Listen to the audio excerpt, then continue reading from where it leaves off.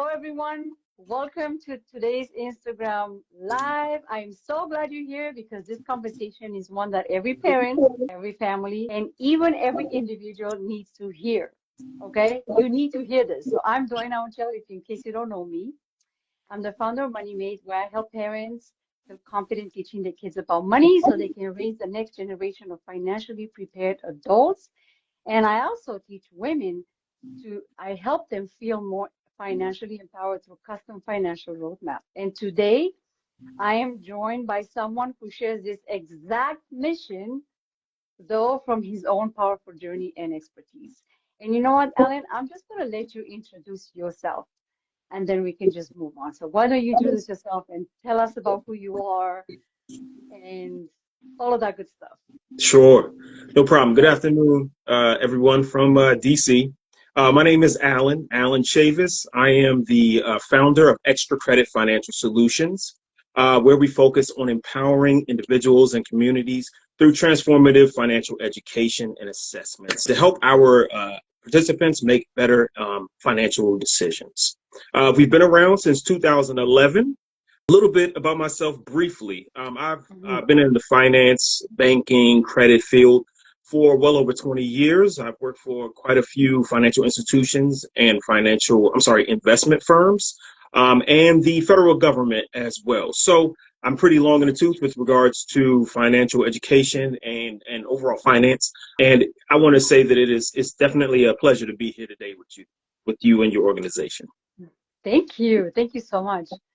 Well, what I love about Alan, because we got a chance to meet in person, not in person, virtually, but we felt like in person. And then we got a chance to communicate in between. And what I love about him is that his story is real. Okay, he didn't grow up having money conversations at home like most of us didn't, right? But through life lessons and personal and professional experience, he's now helping families break that silence and build financial confidence for the next generation. So today, as you know, is going to be a powerful discussion. Grab a notebook if you haven't had one. Invite a friend, ask them to come to this live, and let's jump in so that we can get some extra credits. So is taking you some extra credits? Yes. All right. So you did mention that you have over 20 years of experience in financial services. What is the moment or what moment made you realize that you wanted to dedicate your work to financial education? What pretty much inspired me to start Extra Credit was seeing firsthand how many people, regardless of socioeconomic circumstance, rich, poor, middle class, just seeing the lack of knowledge and the confidence when managing their money effectively. So by 2011, as I stated earlier, by 2011, I already have worked with a couple of banks and so forth. And I felt as though that I didn't want to sit on the information. I wanted to actually share and bridge the gap, if you will. Not selling any products, but by equipping participants with financial knowledge and literacy that they need in order to be aware of what's going on and to thrive in it. The turning point, I guess, it's when I realized how often the conversations with clients went beyond numbers. Everyone thinks that if you're a financial advisor, a banker, you're only talking about numbers. But actually, I found that they weren't just looking just for investment strategies or credit advice. They were looking for, quite honestly, understanding, clarity, and confidence with their money. So I saw that financial education was the missing piece. And I felt as though I could be a cog in that wheel in order to relay that, be a catalyst for that. I knew I wanted to dedicate my work to equipping people with the tools to make informed choices long before they have a financial crisis. I wanted folks to be aware of things that are out there. That's something that sticks with me. It's awareness of what's going on, terms, knowing who you are financially, your psychology when it comes to money. I felt as though that was the foundation for starting Extra Credit Financial Solutions. Yes, thank you for that, actually, because I see that myself. And what I realize is no matter where you are in the world, there's a lot of banks, there's a lot of financial institutions, there's a lot of investment companies. But when it comes to education, we all have such misinformation about it. And sometimes we get into something, into an investment or anything else that it's not necessarily for us, but because we didn't know any better, we Hmm. got into it, right? So having education is key.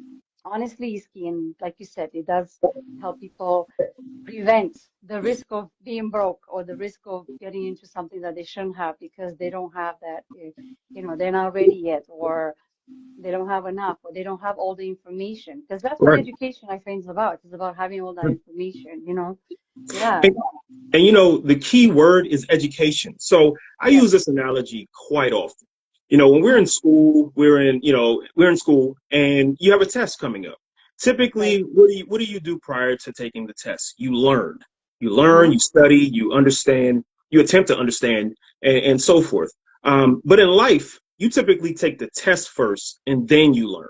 So Right. extra credit, if we're merely here to try and get ahead of that and make you aware of some Hmm. things prior to any financial crisis, because a financial crisis is not, I'll be honest, it's not the same as a bad grade or a mid-level grade. I mean, financial crisis can actually determine how solvent you are and what can happen in the next step. So extra credit, Yes. our foundation is built on that. Right. I'm glad you exist.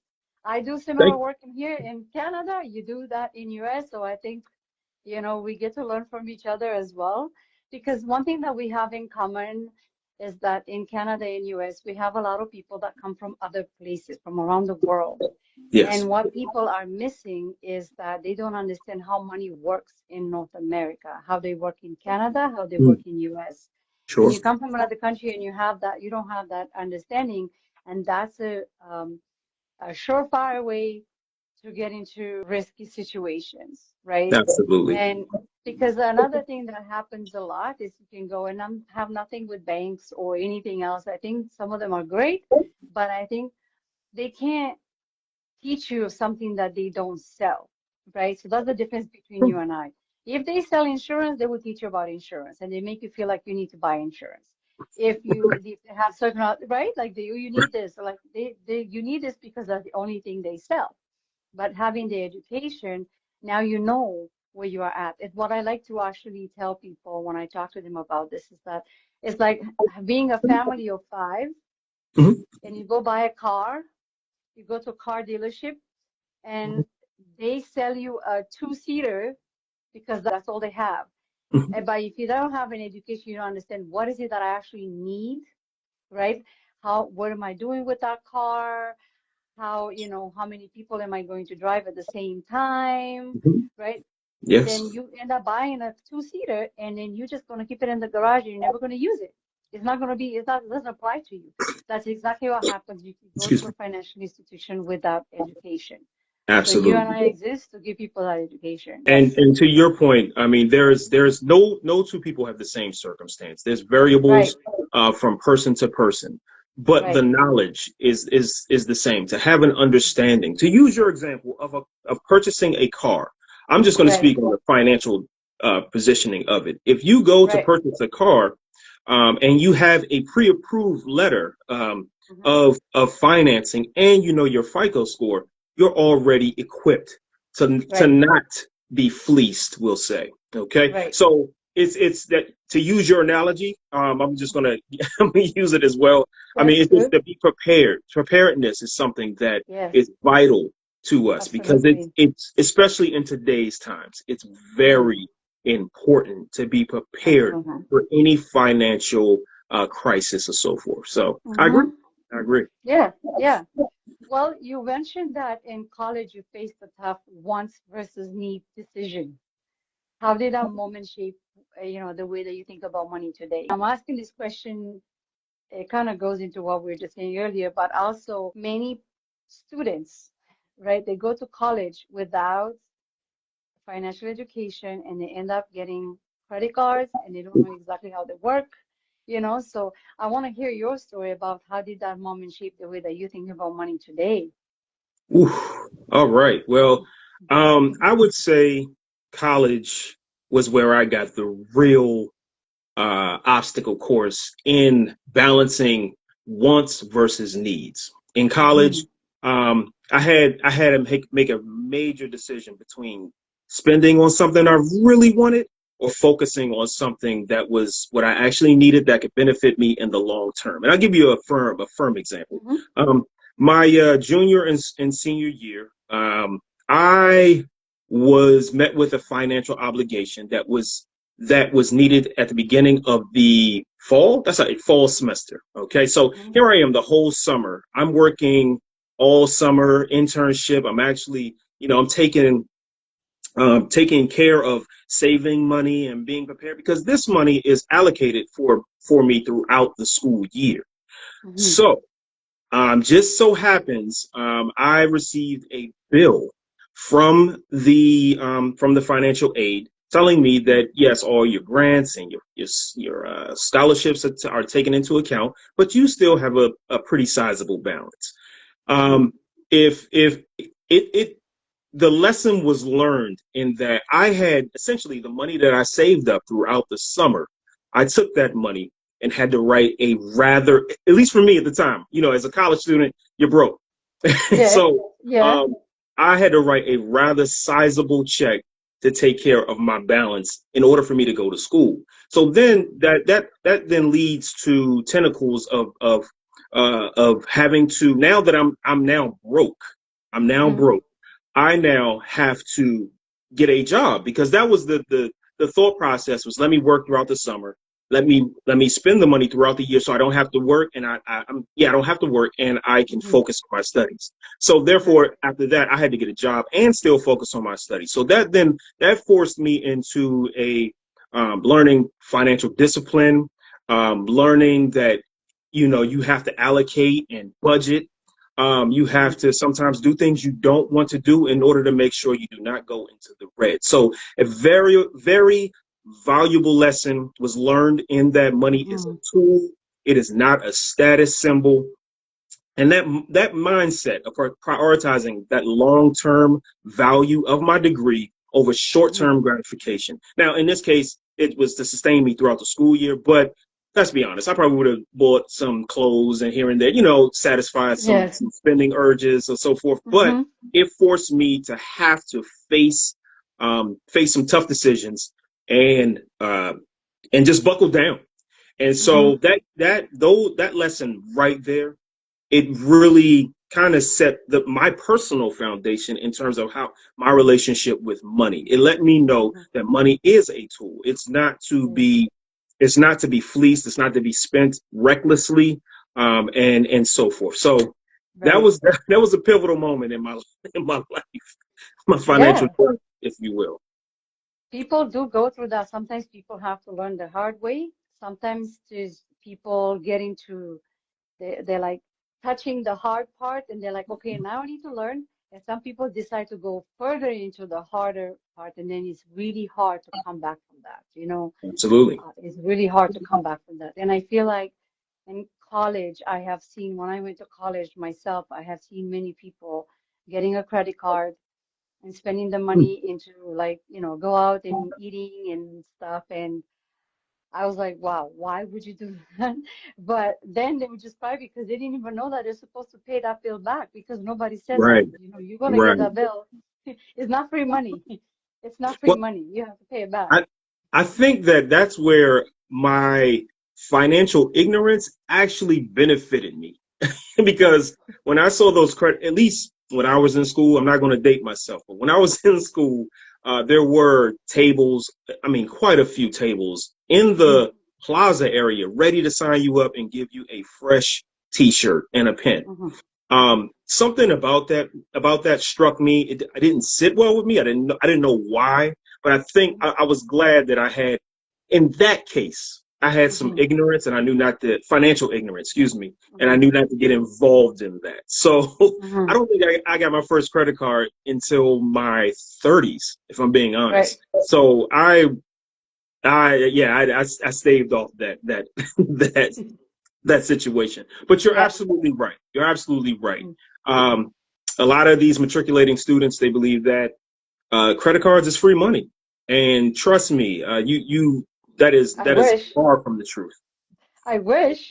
Like, don't Yeah, we we, all we wish that that was like, I wish it was free money because I'll be in line up, I'll be first in line up, give me a credit card. Like, I'll just, yes, I wish it absolutely. was free money. If only, um, you know, one of your key takeaways for parents, especially now we can talk a little bit about parents as we talk Ooh, about college students. I think it also comes into this next question what I'm about to ask you. sure, One of your key takeaways for parents is making money conversations normal. sure, Other than sure. that, do not get a credit card unless you know exactly what that is and how to pay it off. Like, why do you think this conversation are still rare? Like, why do you think they're important and why are they so rare? So, I mean, as you alluded to in my introduction, which I appreciate, thank you for that. You know, I grew up in a household where money was not discussed. It was often Mhm. a taboo. Yes. And I believe it was because it's tied, as we all know, and for those who don't, money is tied to emotions, Hmm. stress, pride, Absolutely. even shame. And those Hmm. those emotions can make it difficult to talk openly.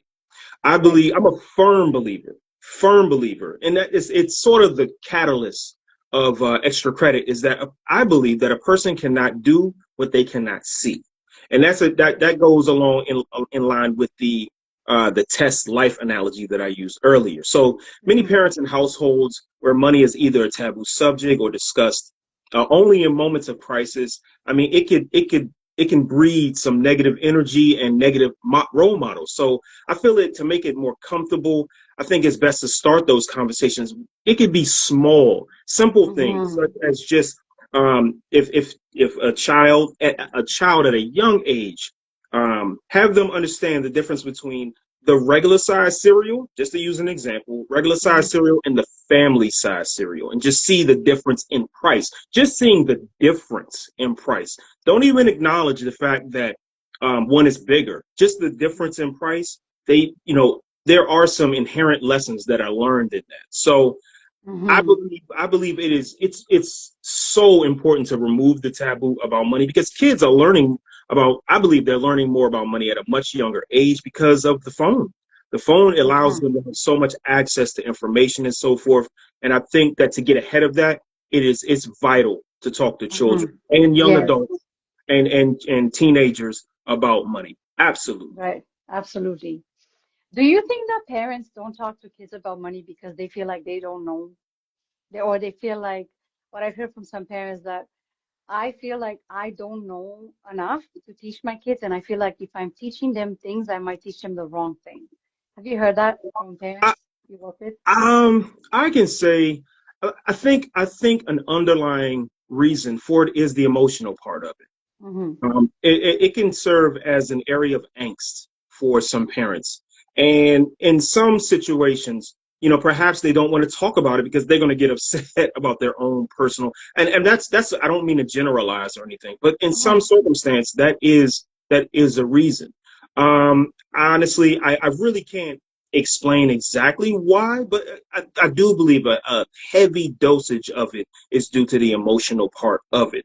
And in some cases, I did stress talk about the stress and pride, but the embarrassment of money, the Mm-hmm. embarrassment of not knowing, understanding money themselves. Yes, I do believe Right. that is something that can actually, detour the education, the financial education for our up and coming generations. Mm-hmm. Yes, because I mean, a lot of parents, and I can speak from our own experience, when we're talking about 15 years ago, I was $60,000 in debt, homeless, not have a place to stay. And my thing was that I don't know a lot of like how money works in Canada.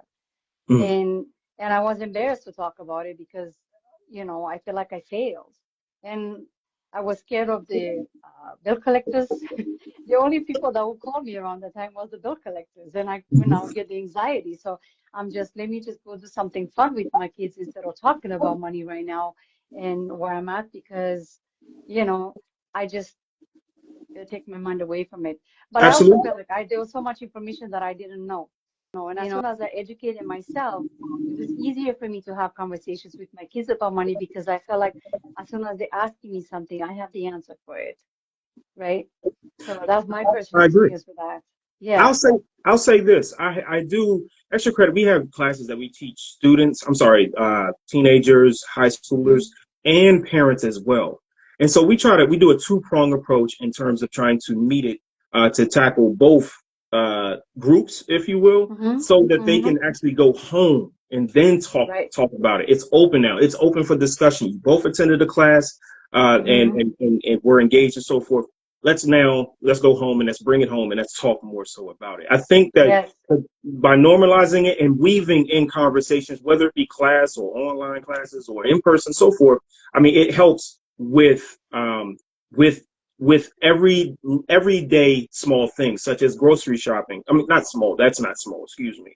But everyday events like grocery shopping or perhaps some family savings goals or things of that sort. I Mm-hmm. think that those types of things are vital because you don't want your child to grow up to go out into the world and not be aware of anything having to do with finances, as you spoke of with Mm-hmm. regards to credit cards on campuses and things of Right. that sort. Right. Because the day that you turn 18, it's no holds barred.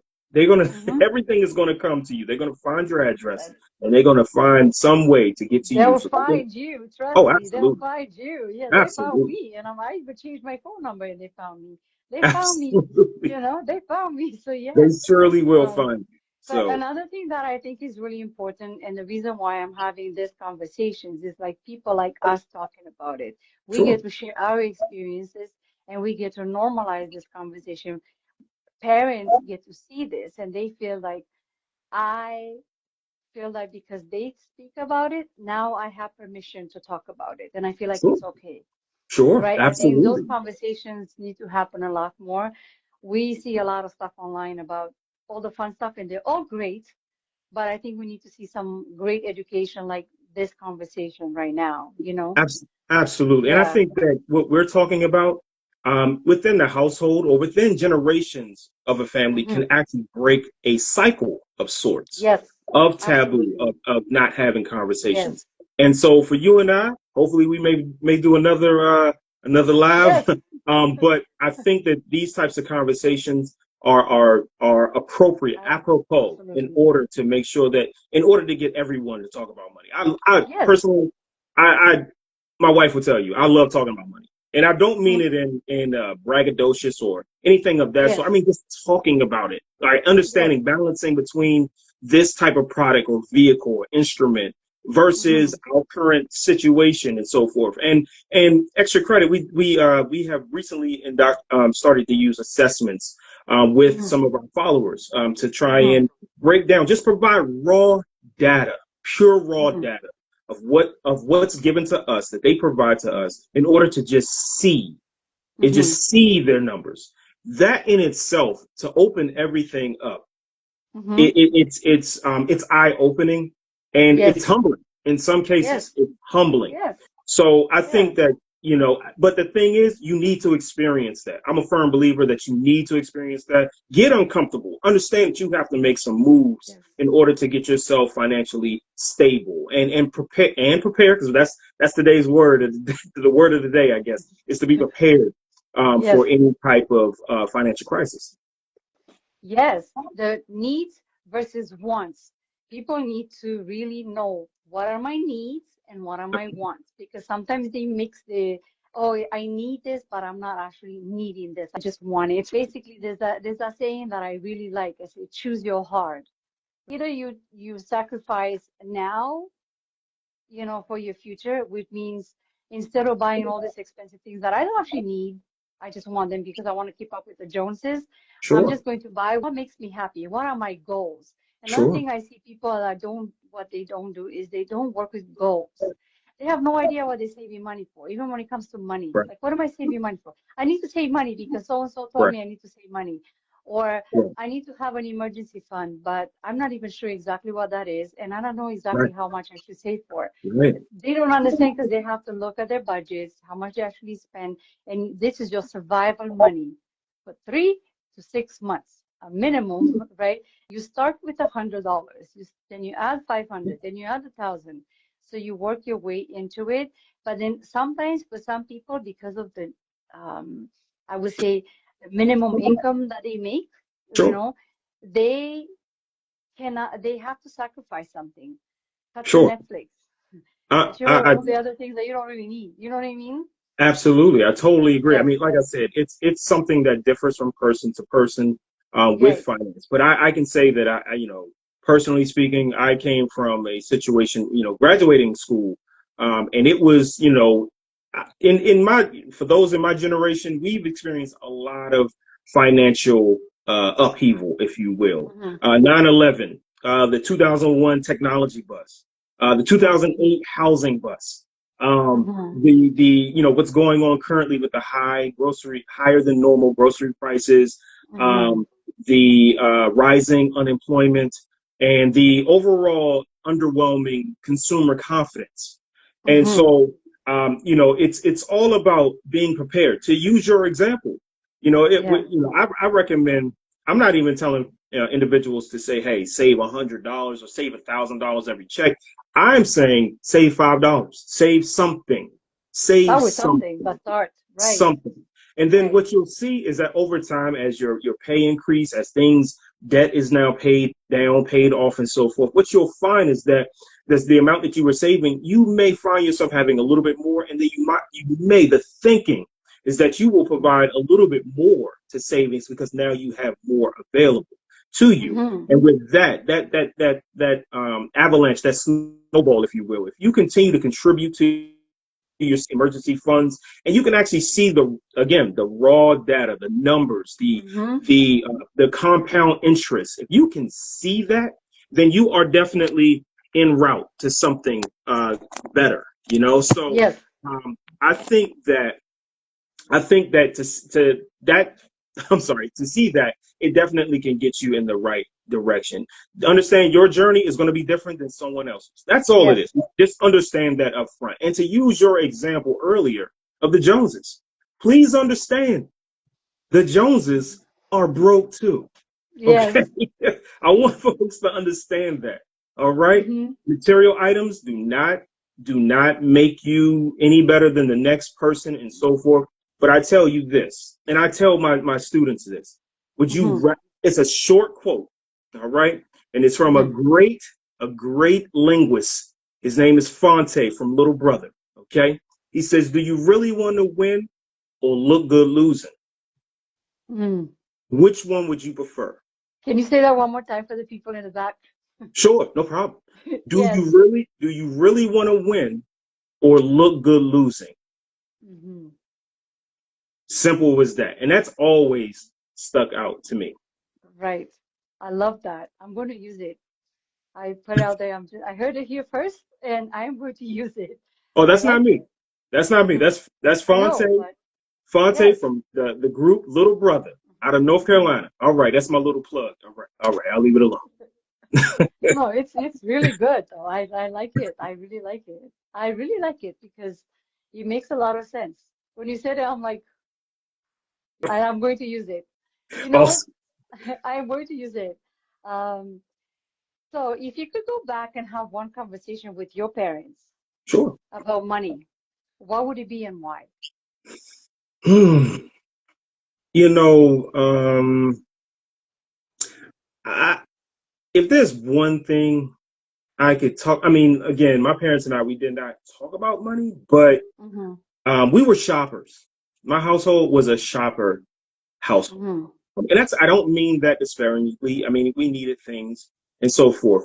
But if there's one thing that, look at options, Mm-hmm. understand more so. Let's go even further than that. Let's look at what do they call it? The ninth wonder of the world. And that's the power of compound And interest. interest, yes. Okay. Just understanding that just sitting on money Mm-hmm. in a account, okay, in an account that has a return that's higher than inflation, so you're not losing money Mm-hmm. every cycle, but to have that money sit there and add to it over time, just have it Yes. there to either be for your savings, for your emergency funds, whatever, so forth, but have it there for you. I think that that's something that I would love to tell my parents, share those things with them. So, but you know, I learned a lot. I learned a lot Mm-hmm. from my dad in particular. I learned a lot from him. and in, you know, how how how to look at money, but Mm-hmm. also I learned some nuances to it as well. Mm-hmm. So I'm very appreciative to him. God rest his soul. So Yes. I'm very thankful for that. My parents were completely different. One parent, my dad, back then, and I'm not gonna say how old I am either, but back then they would get paid cash. Hmm. There was no banks. So I also grew up in Romania, so things were completely different than here in North America. So, but he would get paid cash. He would spend all his money before he got home. While my mom would save everything, would not buy anything unless it was absolute necessity. And she would also have this thing when she would come home, she would get paid. I remember she would get cash and then Hmm. she would divide it. This is the bills we have to pay. And if we have leftovers, then here's money for you. While my dad would be like, oh, you're going to go to school this week, so I'll give you $10 and then you get to decide how you want to spend it. So he taught me how to spend. My mom taught me how to save.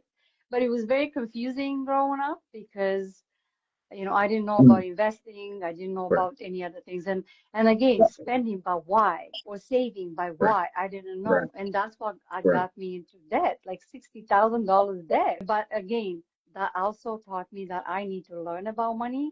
And it was the education about money that got me to 10 years later Mm, get out of debt, zero debt. My credit is so good right now. I can just mm. go anywhere and they all want to give me credit cards and then Awesome. increase my credit, all that stuff. But I was able to buy my first home 10 years later. So that's a big deal. I think mindset, it's a big deal, when it comes Absolutely. to money. Absolutely. Because again, why did my dad spend? And I wish we would have had those conversations. Like I wish I could go back and talk to them about. So Hmm. if you are to spend all this money, where is that coming from for you? Right. And with my mom, if you want to save all the money, where is that coming from me? Because I think if we understand why we do these things, it Hmm. helps us switch, and now we Absolutely. can change. You know what I mean? So Absolutely. yeah, I agree. that's And my story. no, and I don't mean to, I don't mean to cut you off. No, no, go ahead, cut me off. But growing up, we're talking about when we were younger. The Hmm. currency was, as you stated, cash, and what those Hmm. things, were able to buy you. And it made you feel good. Let's be honest. Buying things make people feel Yeah. good. But just to use the example of yourself in telling that story, what I Hmm. heard was the pride of coming from a circumstance, and now you have excellent credit. You have the means. You have the understanding of Hmm. of of money and so forth. And that, to me, that sounded like currency within itself. Right. That pride of just of having that on your shoulder. I mean, in your Hmm. back pocket, if you will. Excuse me. That Hmm. was that's a level of currency that many don't achieve. I'll be honest with you. And Hmm. so to have that you have to understand it in a more, I guess, understand money in a more cerebral way. It's again, do you really want to win or look good losing? Would you rather be wealthy or look wealthy? You I want to know, be wealthy. I do. I want to be That makes two of wealthy. us. Just yeah, I don't care what I look like. My thing about the way that I look is like if you don't like it, then you don't look. But this is who I am going to show up as. If you, you know what I mean? It's my Absolutely, thing. And absolutely. I focus on goals. I set goals for myself, and I like to set goals that sometimes I feel like they may be hard to achieve because I like to push myself to see how far I could go. I believe Absolutely. that if you set a goal that is too low, you're like, I achieve it, and you're not really pushing yourself, and you Hmm. don't see how far you can go. But yeah, last year I had the exact same amount that I made, so I did not increase my income, Okay. but I was able to save $10,000 Oh, okay. without changing a lot of things, and it was all through like my mindset. And I said to myself, if I'm going to pay this bill, because I was thinking about my mom, how when she was she paid the bills first, Hmm. and then we will get some if we have any left over. My thing was like, if this any bill that is $100 or less, I'm putting the same amount into my savings, and then I pay the Mm, bill. And anything over that would be that plus 10%. My mortgage was $2,000. I would pay myself $200. mm, So and mm. then I I had like to that. give up. Yeah, I gave up on some things that I'm like, you know what? I don't actually need this. I knew that I wanted to renovate my kitchen, and that was like, that's my goal, and I need $10,000 to put towards that. So, Absolutely. and I did it. I did it with actually in 10 months, I was able to do that. And Um, you feel great about yourself and the decision yes, you made, right? yes.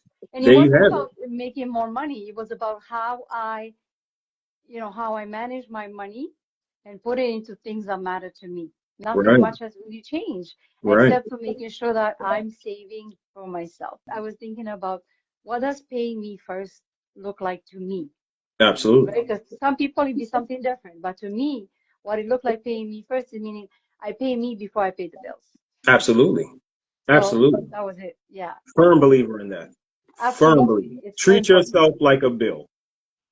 You know, the bill that looks good, that is crisp. That's right. That's the one, you know? Yeah, That's that's the right. one. Yes, for sure. That's right. Yes. You Yes. know? So, for family who want to break the cycle, since we're talking about this, like family that want to break a family or individuals or young people, whatever, whoever, whichever audience you want to talk to. So, if they are ready to break that cycle of financial silence, what is the very first step do you think that they should take? That's a really good question. And I do believe that one way of trying to break the cycle is understanding yourself, how you interact with money. Understand your Mm-hmm. personal psychology with Mm-hmm. money. I can give you my Mm-hmm. personally, if I have cash, it is gone. I'm gonna spend it. $5, I will go and find a piece of fruit, go to a store, buy a piece of fruit or some candy. I just Yes. would it just burns a hole in my pocket. So I tend to Mm-hmm. not have money on my person because I know that's how I interact with it. Mm-hmm. So understanding, the why behind your decisions, the emotional reasoning Right. behind your financial decisions. For example, if you explain why you're saving for an emergency fund or why you're limiting your monthly eating out, that's a good Mm-hmm. start. That's a good Mm-hmm. start. And actually, and if you have kids, as you do these things, explain to them as well. Share that Mm-hmm. knowledge with them. Don't keep that to yourself. Share that with them. And it brings bringing them into the conversation, and it can make a big difference because best believe that Mm-hmm. if they're with you, say for like the 10th trip or so forth, they're going to ask, and you make a decision that is contrary to what you've taught them. They're Mm-hmm. going to ask you, why did you do that? And Mm-hmm. it's a great, what do they call it? Accountability partner. Your child is your Absolutely. accountability Mm-hmm. partner. I feel as though Mm-hmm. that's how, as we spoke about earlier, breaking the cycle of keeping money Right. a taboo. So I think that those are some great steps in order to try and break that cycle and just be Mm-hmm. honest with yourself, completely honest with yourself when it comes to your money. Mm-hmm. Absolutely. I couldn't have said it better myself. That was so on point. I appreciate it. Thank you. You also, yeah, I mean, I get to learn from you. I feel like we're learning from each other a lot here, and hopefully the audience gets to learn from us. But you did mention that you work with both adults and youth, right? Yes. Yes. So, what is the difference that you notice between teaching financial literacy to, youth versus adults? Hmm. Do they So, ask different type of questions? I can say just up front, kids, younger, they're into activities, meaning like physical activities, and we have some games, physical or like trivia games. They're big into Mhm, those. Whereas parents, I can model things with intentionality, and give them examples. If I say mhm, if an interest rate is applied on this balance versus this lower or higher interest rate and see the difference, I find that parents gravitate to that type of learning more so. We're fully equipped and prepared for both. We mhm, love we mhm, love what we do. But those that is one of the initial differences that we see. The one of the similarities though is that they like to keep it honest. They want to make sure that the answer is right and make sure that it makes sense. And that's all we're asking for. Ask the question. I tell every class, this is a dialogue. This is not a monologue. This is not where I'm going to be speaking at you. I'm going to ask that you discuss things with me. Let's talk it out. So Yes, and I'm glad that they do that, and because this is really one way to win by having those conversations, especially with absolutely, someone that is a financial expert, because absolutely. and then you have nothing to gain out of it. You're not selling products, you're just here to teach them. And and it's also good for them to seek in that help, because Mhm. I feel like that's the first step to um, going into the financial independence road, is seeking help from the right professional.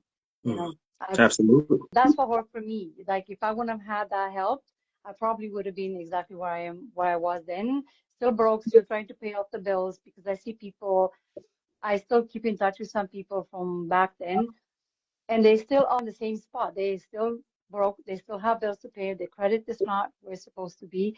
And because of the education that I seek from people that have um, all that knowledge that I needed, and they shared it with me, I was able to be where I am today. Feels so good to know that I have good credit.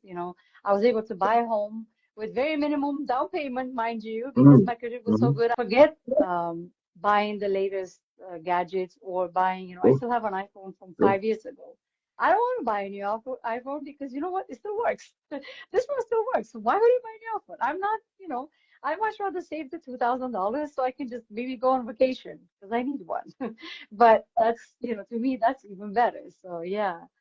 Well, we're Absolutely. getting really closer today because I feel like, oh my God, we could talk the whole day, but I want to, I know, right? It's like when two people are good with money and they like this money conversations because they stay here all night and talk about it. But Sure. like that would be so cool. I know, I like those. I like those. So, what is the one piece of financial advice, or like one final piece of wisdom? I much rather just say the wisdom in terms of financial education that you have for our audience, either parents or youth. Hmm. I would say that, money doesn't have to be a source of stress nor secrecy. Um, Right. when parents, normalize financial conversations as Mm-hmm. part of everyday family life, they're not Mm-hmm. just teaching about dollars, cents, and so forth. They're actually passing down a legacy of, say, confidence, resilience, um, and a overall roadmap for financial independence and success. To put those ideals into action, and have uh, parents look at those things. I mean, I'm sorry, have their children look at them. Mm-hmm. Do that. I think that is something that actually, those things resonate. They Mm-hmm. resonate with children. It Yes. really does. And it's funny because they may not get it at that moment, but years down the line they may get it. And so I think that type of legacy is more valuable than any dollar amount, if we're being honest. Yes. That is so true. And I tell you because I do have kids. Teaching them about money management and having open and candid conversations about money, and honest conversations about Absolutely. money is more valuable than always giving them money, because guess what? They don't understand how money works. And by teaching them what we know and connecting them with the right people, because if we don't know something, we say, you know what? Why don't we both learn? Right? So let's Right. go get somebody that can teach us both about this. And that's a way to build generational wealth and Absolutely. break that money trauma, and also break that cycle of poverty, you know. Absolutely. I agree. And I don't know everyone's household. I'm glad that Extra Credit has we are a platform to where we can get in front, and Mhm. anyone who has questions, or and so forth. I mean, we just love to be a repository of information to provide as it pertains to one's personal finances. So Yes. we're Well, here this for is it. why I wanted to bring you in because I mean, like, this is conversation that people need to hear. People need to know that you exist and Thank you. something that they could actually reach out to for help and support because sometimes people don't know where to go, to be honest. We have big banks that have big marketing dollars and they put it in front of everybody, and people think this is the only place that I could go and get the help. But there's other people that actually have more knowledge and is more applicable to where they're at. Banks benefit from us being broke because they take all that interest and they make money off of us. They Absolutely. benefit from us. So we I, are here to help them stay out of poverty and break all those cycles and build generational wealth, baby, because that's the best legacy that you can give. And we do absolutely. exist. People like us do exist for that, purpose. You're in the United Absolutely. States, which is cool. I'm in Canada. So sometimes people they say, well, I just find that I don't know about you, about your services and stuff, and how if you charge money and stuff. So I don't want to pay because, but trust me, you want to pay for this because You the do. whatever dollars you pay for this information, it helps you build so much more after versus you going to places where they're not teaching you what you need to know. They only teach you what they want you to know, and Right. then you're always going to lose. So it's Absolutely. an investment in yourself. And that's the investment you should start with. Start with that Absolutely. investment first before you start investing out there, because at least you learn what is the best investment vehicle for me and where I am. You know what, Alan? Many companies. Oh, I'm sorry. Sorry? Go ahead. No, I No, was going to you say go ahead. many companies are, and I'm not going to say all companies. I'm not going to say Yes. that. But No, not all. to your point, there many companies are setting you up for a what they call in the industry topping the sale. So Mm-hmm. if you are in credit cards and so forth, they will assist you in your credit card matter, but they're like, hey, so you own a home. Let me get Mm-hmm. you over to this person. It's all about, oh, so you have a home and you just moved. Oh, so you need a new car. Let me get you over to Mm-hmm. this person. It's a matter of what they call wallet share to get as much Mm-hmm. out of you, with their business product Absolutely. to Yes. to get And so I mean, it's a smart strategy. It's Right. one that makes sense because if you trust us with one thing, chances are you would think the thinking is that you would trust us with something else as well. Mm-hmm. But Mm-hmm. that's just something, that is a technique, a strategy that companies do employ. Indeed. Right. That's why you want independent advice. This is my thing on. You want independent advice where they're not telling you anything except for trying to teach you. I think that's Absolutely. super important, right? Because then, like, Absolutely. my interest is for you to learn. That's it. But yes, well, I want to say thank you so much for being here with me today and sharing all this knowledge and your story and all this wisdom. And like I said, I feel like I learned from you because, you get to teach me some stuff that's happening in the United States, and hopefully I get to teach you what's happening in Canada. I mean, we're neighbors, right? So, but I Yes. know that many of the people that have been here, they have get to learn from you, and they got so much information. Whether they are listening live right now or they listen to this on a repeat, I'm sure that um, they get to learn something. And I would actually like to hear from our audience. What stood out the most to you from today's conversation? I would really like for you to put it in the comments. But for me, I can tell you what stood out for me. The money isn't just about having money. Money is about choices, preparation, and long-term thinking. That's what I got from our Absolutely. conversation. Am I Absolutely. right? Yes. Absolutely. Yes. So Yes. Yes. before we go, can you please share how can the audience connect with you after today's show? I mean, well, you can actually we ask that you get in touch with us. Since we're on IG Live, we have an account, obviously. You can follow up with us, DM. As I stated earlier in this interview, we do have assessments that we provide, um, where we try to break down the raw numbers and provide Mm-hmm. you with an assessment of what your finances look like. And they do touch on quite a few areas, such as budgeting, which is a frightening one for many people, emergency funds, savings, credit Mm-hmm. cards, and net worth. And so we just Right. try to work. We try to work and just bring that data to your face and you understand how things can improve, and you know, and allow you to make the decision and see as to how your finances look and where you want them to go. So you can follow us on our website. It's extracreditfinancial.solutions. We're also on LinkedIn. Again, my name is Alan Cheaves. You can find me on LinkedIn, my individual account, and my corporate account as well. But yes, we're very open, and we're excited for the next steps. And I want to take a moment to say thank you. Thank you for inviting us for this interview. This is my first IG Live, and I was a little apprehensive. I was a little nervous, but you made this very easy and very conversational, great conversationalist. And I appreciate you and this opportunity to discuss this in an open forum. Thank you so much. I really appreciate that. And I like having these conversations because I really believe in breaking down the stigma about talking about money. And I usually like to share my own vulnerable side of this whole thing. Some people that are actually present here in the audience, some of them know me and they know me from back when, and they know how far I've come. So I'm not lying. It's all true. But I like to have this conversation because I really think that's the only way to break the stigma.